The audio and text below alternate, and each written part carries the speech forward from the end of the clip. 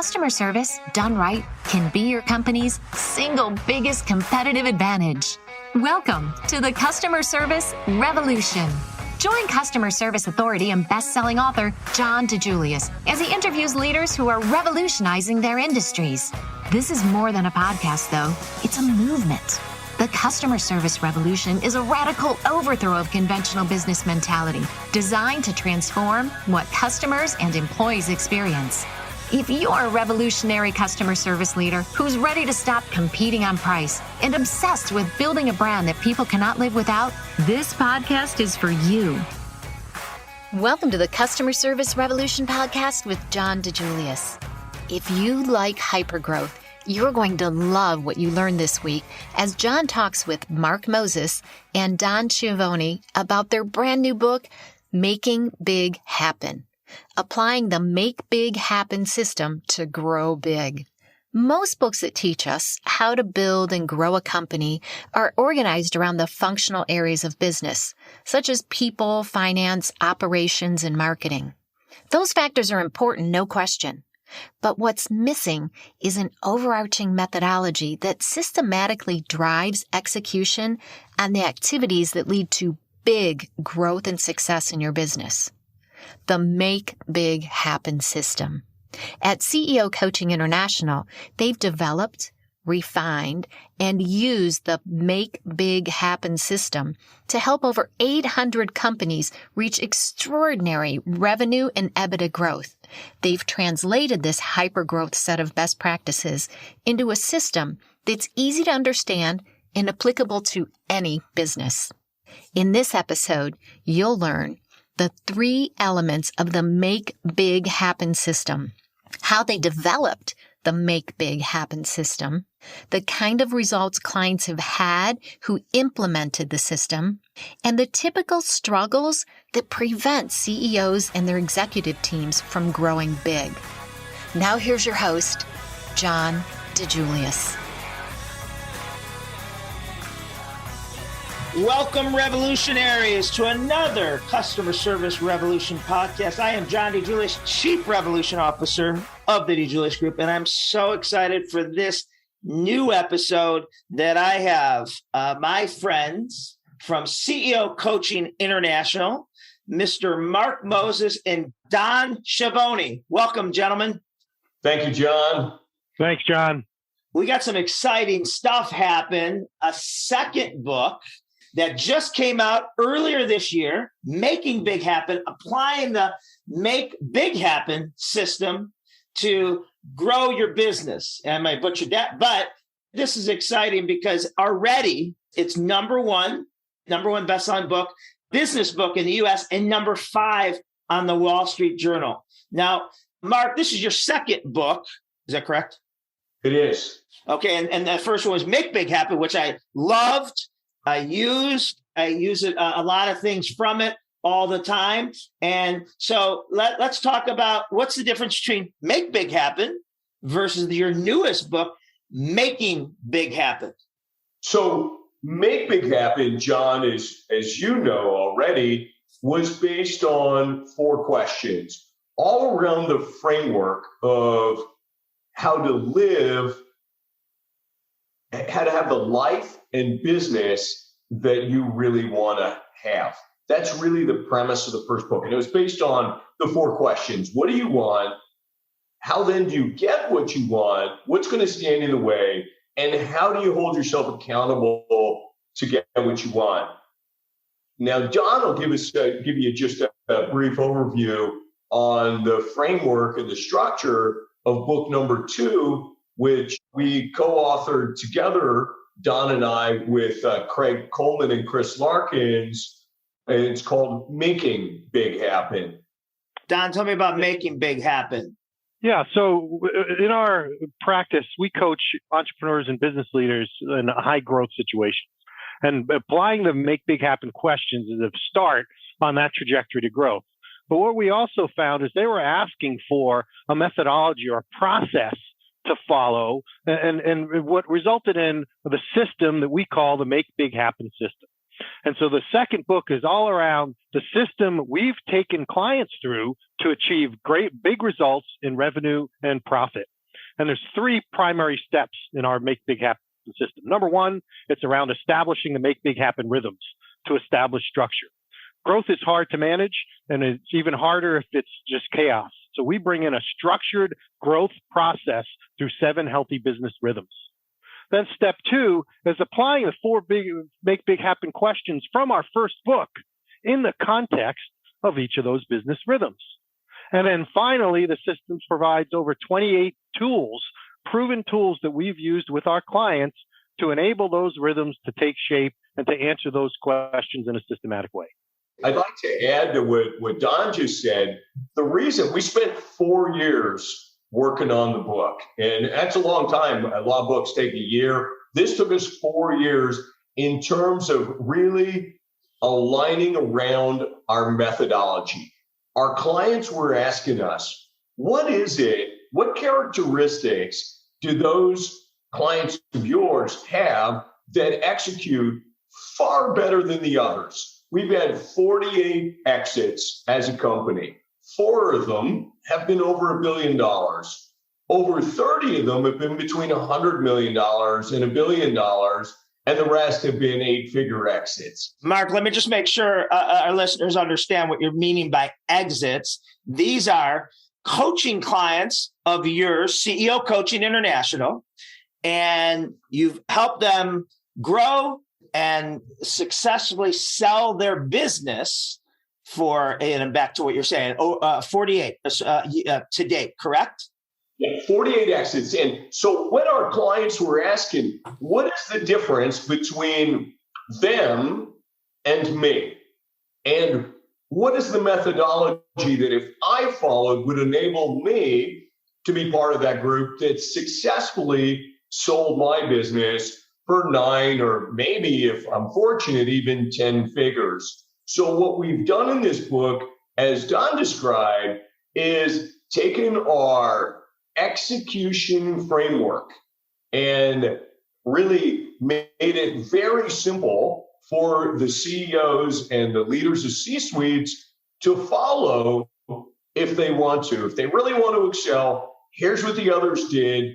You can do it too. Here's the methodology. And here's 30, 40 examples of companies that have done this, and you can too. And I love it. And this obviously includes case studies of your clients and what you've done and to help them have that exponential growth, correct? Correct. Now, does someone need to have read Make Big Happen first before they're jumping into Making Big Happen? John, they don't have to, although I always recommend to people, it really sets the tone on the framework. For example, these 4 questions are really the basis for any business, right? What do you want? How do you get it? What's going to get in the way? And how do you hold yourself accountable? And that's expanded upon greatly through this execution framework in Making Big Happen. So yes, I do recommend it. And there's also great stories in Make Big Happen that are inspiring for those your listeners to think about, and then they see follow on to some of the same stories 5 years later in the second book, which is really cool to see. That was a pretty cool story then, and well, then what happened? And for example, Rich Ballard over at Victra Wireless, and since the first book was written, had 2 more exits.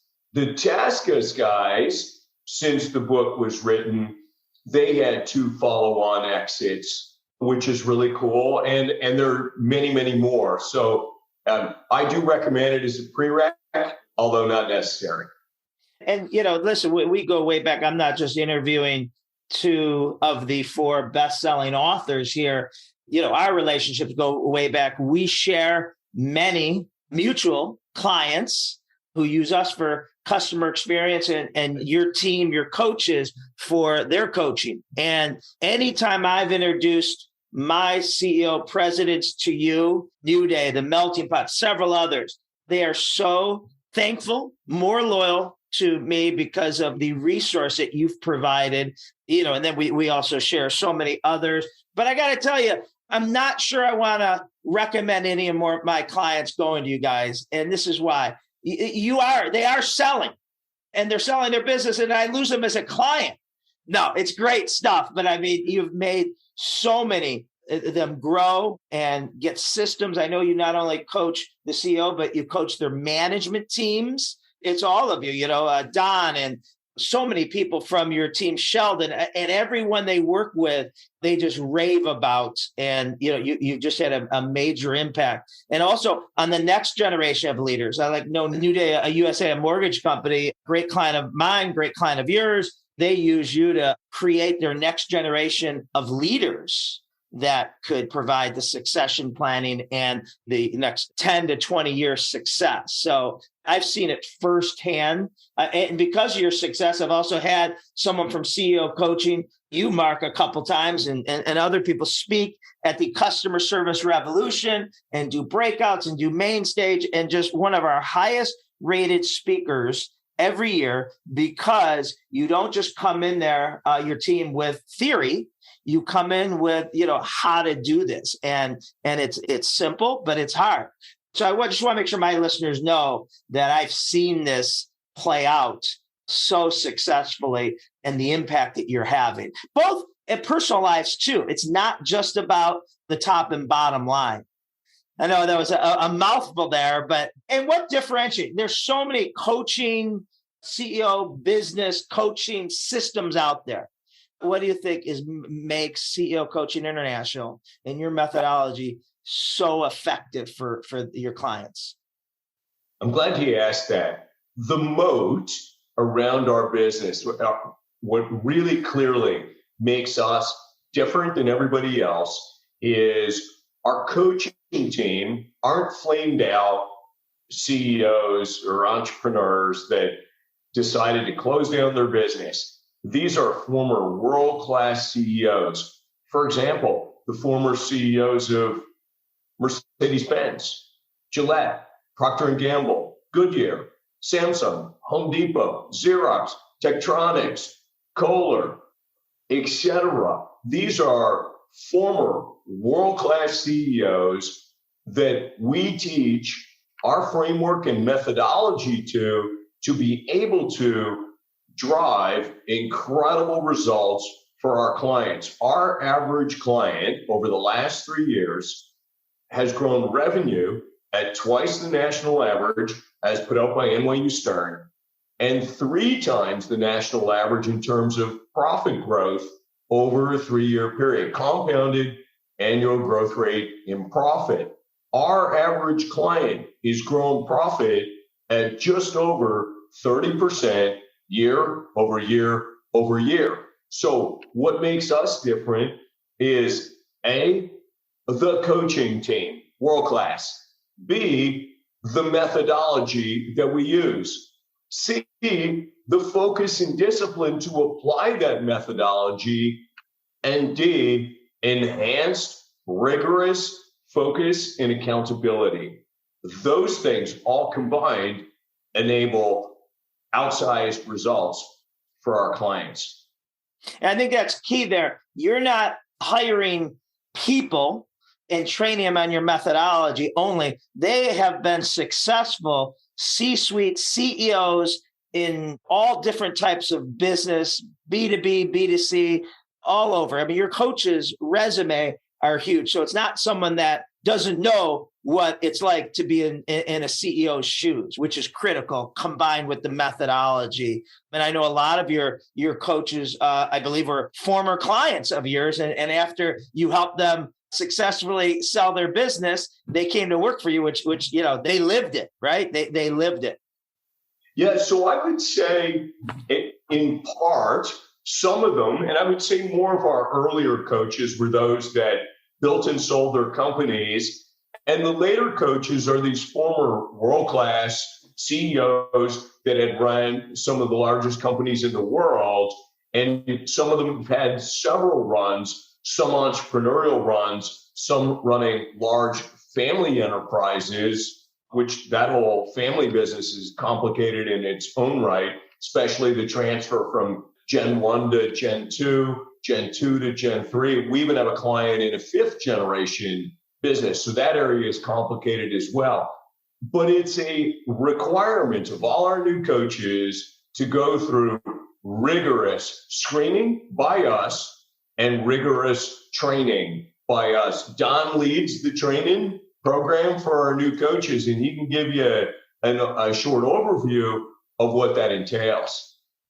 Yeah, happy to. John, one of the critical factors for us is to take those proven leaders that have made big happen already in their lives and teach them how to become a coach and mentor when they are no longer the CEO and can't just tell people what to do. And so our training is all about helping them understand the Make Big Happen system, because it's a proven system for growth, how to implement it, how to manage it, and how to hold teams accountable. But then we also help them to walk that fine line between being a coach, a mentor, a consultant, and a therapist. And we play in all four quadrants of the coaching model. So a coach would be someone who just purely asks questions, doesn't need any expertise in your business. I'm just going to ask you questions to try and help you. We do that a lot. We use a lot of questioning to help you, John, learn about your business and the growth levers. But we're also the coach of the business in the ways that we can mentor you on subject matter expertise or industry. If we have the former head of Home Depot and you're in big box retail, the wealth of knowledge that person has to help mentor you, what are the right connections in the industry, how do you price, how do you do other things, and consult is invaluable. So combining all of those things is a big differentiator in our coaching practice. And our training program starts with an intense 8-week classroom type learning for all of our new coaches that they spend without getting a single lead or taking a single client. And they spend 8 weeks learning the Make Big Happen system, learning how to migrate from leader to coach and to mentor and therapist. And then for the next year after they take their first lead, they have one-on-one mentorship, weekly calls, and other structured ways to help them learn this craft and get their 10,000 hours in to become an expert. I love this. And I want to revisit. You are listening to the Customer Service Revolution podcast, where I'm talking to the authors of Making Big Happen and partners of CEO Coaching International. And all the links to Mark and Don, CEO Coaching International, to buy the book, to follow them on LinkedIn, are in the show notes. Back to this. I also, because I have the clients that are working with you, it doesn't have to just be, I'm on the back nine of my career and I'm looking to get out or sell my business in the next 5 to 7 years. You are working with coaches that don't even look, right now in the foreseeable future to sell, but you're helping them to scale it to dramatic lengths and make it, and I'm asking this, making it less dependent on them to do that. Is that safe to say? Yeah, absolutely. There's all kinds of reasons why clients come to us. At the core is they want to grow. We're not here to help you, be mediocre. We're here if you want to be coachable and you truly want to grow. Now, what do you want to get out of that? Exits are a lot of times the outcome, but to get the best exit, you need a great business. So we always start being a coach of the business, help you build a repeatable, scalable, solid business with growth. And sometimes that means me as the CEO or founder, I don't want that life. I don't want to be the leader anymore. I want to move to the chairman of the board. I want to hire a COO or someone else that can complement my skill set because I've been running around crazy for the past 3 years and I don't have a life and I want work-life balance. Or I work with a family business and we have family issues. Or I have a partner and the partner and I don't see eye to eye. There's all kinds of challenges that first bring a client to us. And we call that the initial challenge or obstacle that's getting in their way to growth. But once that obstacle is solved, they're not magically on their way to the path to big. That path to big takes application of the 7 business rhythms that are part of Making Big Happen system, application of the 4 questions and the tools that we provide. Using those it will take you from problem solving of the things that are getting your way to truly accelerating your business past those problems and onto extraordinary growth that Mark talked about, where our clients are beating their benchmarks for the industry by 2, 3, 4x. And I want to get into some examples because besides all my listeners, when this podcast comes out, I'm going to send it to all our CEOs to make sure. And here's what I tell my clients when I'm introducing them to CEO Coaching International. If you're looking for incremental growth, this ain't your guys, right? This isn't your company. If you're looking to truly grow significantly, yeah, this is what that company is going to do. You're probably, going to grow maybe incrementally on your own, and you don't need that. And another thing I've learned from you guys that I love is the entrepreneur should be the least valuable short-term asset a company has, right? So if I get hit by a bus tomorrow, you probably should notice it in my brand for 30, 60, maybe even, days or maybe even 5 months. Now, eventually you're going to start seeing it because the visionary might not be there. But that is, I believe, what you really help CEOs and their organizations do is create the framework and systems that people are doing it underneath them. So can you give our listeners some examples? What does it look like? You're talking about the tools, close to 30 tools. What are some things or stories where a CEO is struggling with all the hats that they're trying to wear, all the dams they're trying to plug, and where you come in and kind of help, get that under control? John, a great question. One of the typical challenges we see in organizations we coach is a people problem. And it's all, as Jim Collins mentions, it's all about getting the right people in the right seat of the bus. And so one of the tools that I'm a big fan of is our Organization of the Future tool. A lot of times clients struggle with, where do I want to get to in the future? And how am I going to get there? And as Jim Collins suggests, we truly believe start with who first, then the what.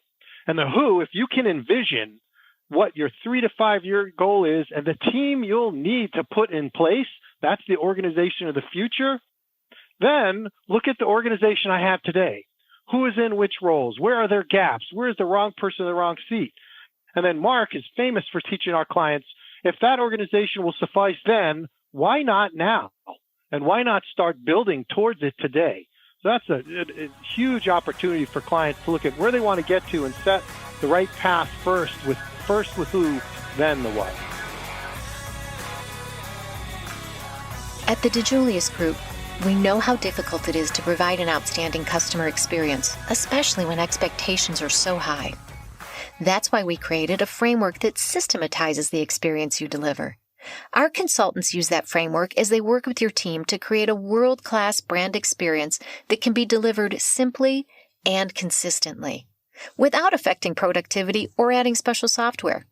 Are you ready to be world-class? Visit tdg.click/Claudia to schedule a call and get started today. That's tdg.click/Claudia.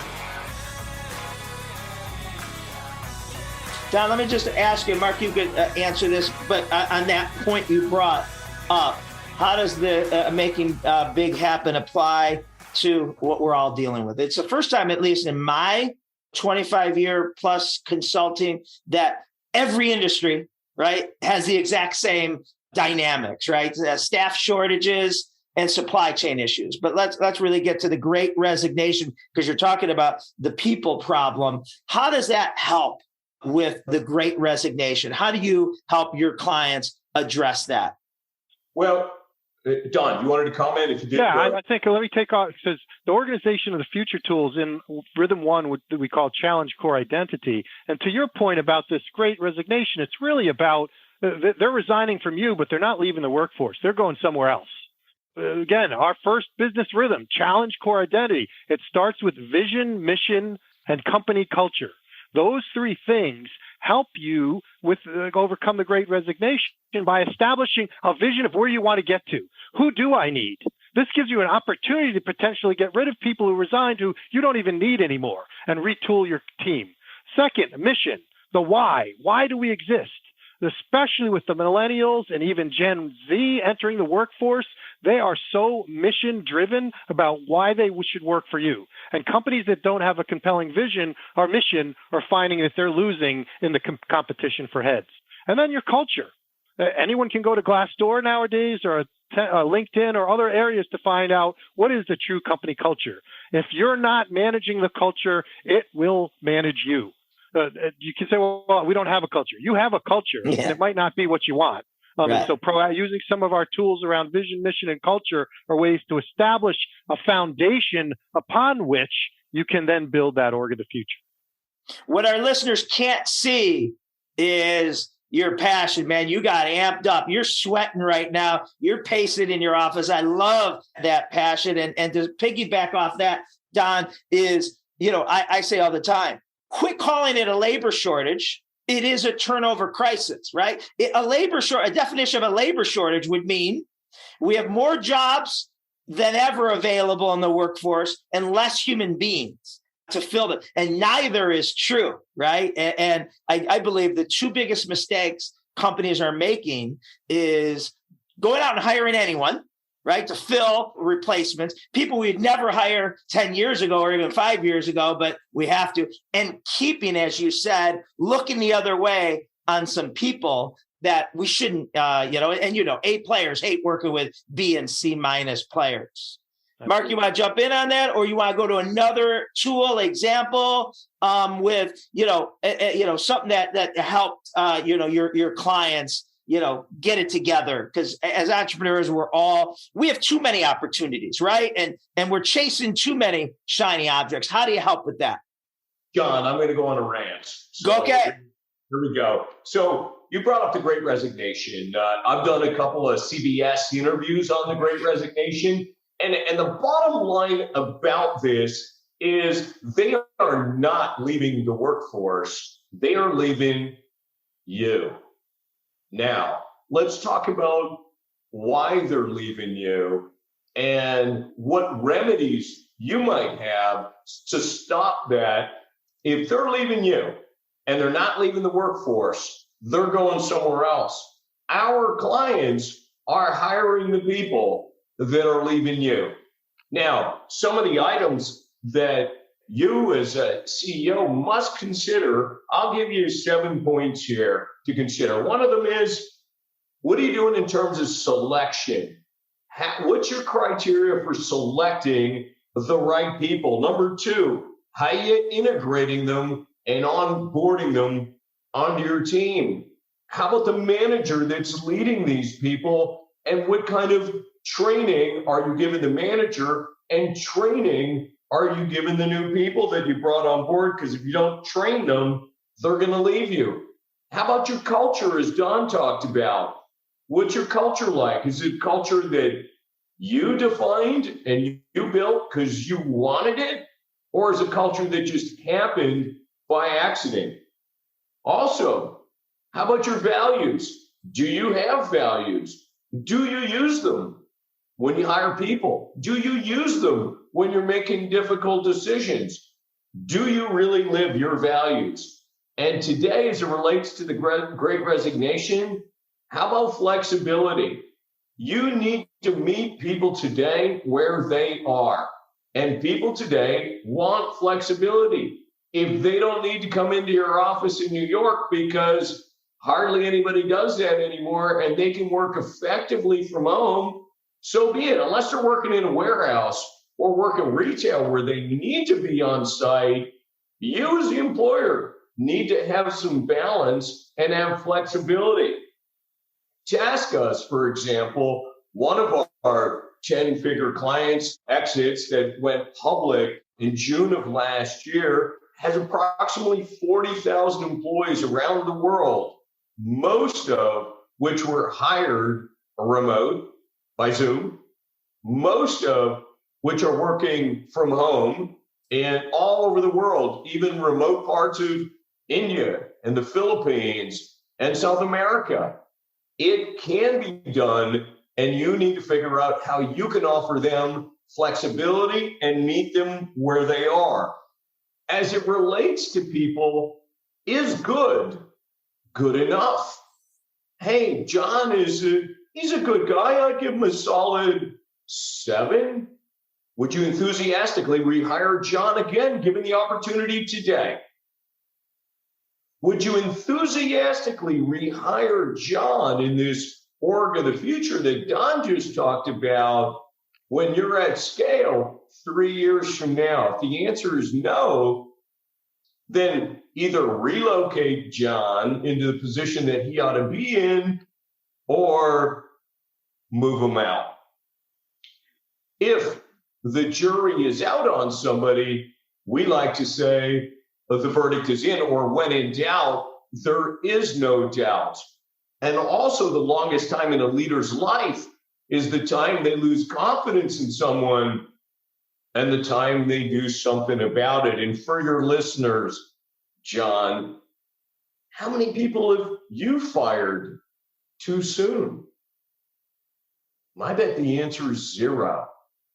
So as you sit there and vacillate about, well, they've been here since the company was invented, or maybe the earth was invented. They're like family. They are family. Our kids spend time together. They go to the same school. Our spouses are friends. I see him or her at the country club or local restaurants. I understand. Your job as a CEO, I'm not telling you need to replace them, but your job as a CEO is to hire the absolute best people that will take your company where you want to take your company. That's on you as a leader of the band. Awesome. Love it. We have time for 1 or 2 more examples. So we really hit on the people problem, the culture, defining that. What are some other things in, the evolution of a company, the evolution of an entrepreneur, where you help them streamline? Like, I'm always, we have too many opportunities. And so we start chasing too many versus being narrow and deep. Yeah, focus is the key. So let me jump on that, John. I think part of where an evolution of a company from being entrepreneurial is they're reacting. What's my MVP? What's my pricing? A lot of reacting. And that becomes part of their DNA. Successful growth companies learn how to be proactive. And the way we help them with proactive is in our business rhythm number 2, developing that annual plan. The most successful companies are religious about developing an annual plan, and the key tool they use for that is what we call our crystal ball. And it really asks you to look a year from now, and if we were celebrating, popping that bottle of champagne, what outcome would have to happen for you to celebrate? And it's outcome. So number 1, define that outcome or outcomes 1 to 2. It's not 50. We're not chasing 50 different things. And usually it's some form of revenue and EBITDA. And then part 2 of the crystal ball is what are the specific and measurable leading activities that will ensure that you get those outcomes. And so part of our planning is to help you proactively think, what do you want to get? That's your outcome. And then how do you get it? Through discipline, through our next rhythm, which is our 13-week march. And we always say that annual plan's the elephant. How do you eat an elephant? Well, 1 bite at a time. And that each bite is through a 13-week march where you create hypotheses, test them, and rinse and repeat each quarter until you achieve that outcome you set out to in the beginning of the year.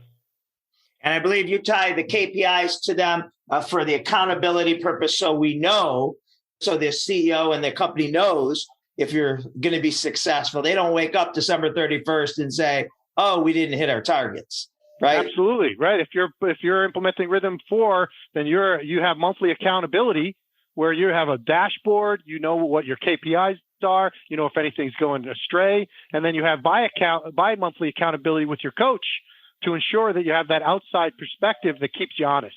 Great. Mark, any last thing you want to add to our listeners? I mean, you have so much. We could talk for 6 hours on this. The book is great. One of my favorite things I've gotten from your book that I shamelessly use, I give you credit, but I use is, are you a CEO? I love that, right? I like to, when I'm not talking to CEOs, and what you shared in your book is, are you a chief energizing officer? And I love that because there's 2 types of people, energy givers and energy suckers. And we can all be guilty of both depending on the day. And so we have to define what an energy giver looks like and what they do when they come in contact with their people. And, are they encouraging and all the stuff that you teach? That's one of my favorite things that's in all my presentations when I'm sharing that. But Mark, what are your favorites that you want to leave our listeners with? I want to give you one example, John, that I think would be useful. So We in our book talk a lot about it's really about execution, right? So why do companies not get it done? I got this great plan, I got a great vision, a mission. We live our values, but fail to execute. Well, part of it is like we talked about already with the right people. But the other reason is most companies cannot define the following. What are the one or two specific or measurable activities that I will keep score on that will drive the outcome that I want? So if I said to a CEO, what's the number one specific and measurable activity that will drive the outcome you want? They will typically give me another outcome. They'll give me either a revenue number or they'll tell me I need to sell this many more clients. So I want to look, that's an outcome. I want to look for the root specific and measurable activity. For example, one of our clients said, I would like to do $70 million in new business next year. I said, what are the specific and measurable activities you'll keep score on to drive that outcome? He says, prospect meetings. I said, how many? He says, 400. I said, is that an activity or an outcome? Well, it's kind of both. It's an outcome, but it's also an activity. I'm doing the 400 prospect meetings, but it's not the root activity. What are the specific and measurable activities that'll enable you to get 400 prospect meetings? Good question. Have 2,000 people attend my seminars. If I get 2,000 people attend my seminars, I will then close 20% of those, or at least make it possible 20% of them will become prospects. That's 400 prospect meetings. If I do that, I'll close my $70 million. The root question is, how do we get 2,000 people to come and listen to you? John, you're a handsome guy. You're even a pretty good speaker. But 2,000 people to come and listen to you? The answer is 21,000 phone calls into your target market. That's the answer. So if you don't do the phone calls, you don't get the people at the seminars, you don't get the prospect meetings, you don't close the business. So if you can clearly determine the specific and measurable root activities that you're keeping score on every day, every week, every month, every quarter, you do X, you will get Y. In this example, that client of ours that wanted to do 70 million ended up doing 84 million. So we took the 21,000 phone calls, divided by the number of people that were going to be making these phone calls. And his key metric was, how many phone calls did we make per day? So I want to leave you with that thought is, if you can't define it, you can't measure it. If you can't measure it, you can't manage it. So if you can define the root activity, definition, you define it, you'll achieve the outcome that you want.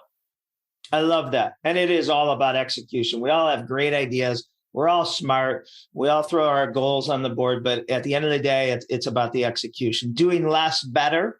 I love everything you're sharing. Another thing, I've been fortunate, every year to speak at a lot of conferences and attend them. And one of the greatest conferences I attend, I've been a part of, that you put on for your clients is the Make Big Happen Summit. You have it every year in the fall. And the speakers you bring in, you'd have former presidents of the U.S., motivational speakers, just, your own clients sharing how it's worked out for them. Is the CEO, the Make Big Happen Summit, is that open to anyone or just for your clients? Hey, good question, John. That's open just for our clients and members of their C-suites. And we expect this event will take place in the middle of October this year. We expect about 650 people at this event. And we'll be announcing our world-class speakers soon, of which, John, we hope you again will be one of them. Yes, it's already on my calendar, and I wouldn't miss this for anything. I've been, maybe the last 3 or 4. I've spoken at the last 3 or 4. And what I tell people, and what people have told me is, while the lineup is second to none, right, and the motivation, it's they learn more from each other, right, at the breaks, at the cocktail, at the lunches, and you've just created such an amazing community of people driven to grow their businesses and grow their lives. It's not just about the top and bottom line. These people are talking about life balance. You bring in life balance speakers. You help people in so many different areas. Don, parting words. Well, thanks, John, for this opportunity, and the collaboration you provide with our clients. Your customer experience methodology has been world class, and I look forward to continuing to work with you and your team and helping our clients make big happen together. Thanks, Don, and congratulations to both of you on writing such an incredible book, Making Big Happen, applying the Make Big Happen systems to grow big. Already #1 best-selling business book in the U.S., and it's hit 5 on the Wall Street Journal list. I want to see what the top 4 are. I'm sure that's temporary, and you guys are going to jump over them. Mark, closing comments. John, thanks for having us. Thanks for all that you do with our clients. You do a great job, and we and our clients really, truly appreciate you. Final thoughts. There are 3 kinds of people: those that make big happen, those that let things happen, and those that ask what happened. Thanks for having us, John. And thank you, Revolutionaries, for another Customer Service Revolution podcast. All of today's content will be in the show notes. How to get order Making Big Happen, how to reach out to Mark and Don, their website, CEO Coaching International, and plenty of other great stuff. We will see you next week on the Customer Service Revolution podcast. If you enjoyed this episode, be sure to give the Customer Service Revolution podcast a thumbs up and write us a review. To hear more episodes, subscribe now on iTunes, Spotify, or your favorite podcast app. Thanks for listening and for being part of the Customer Service Revolution.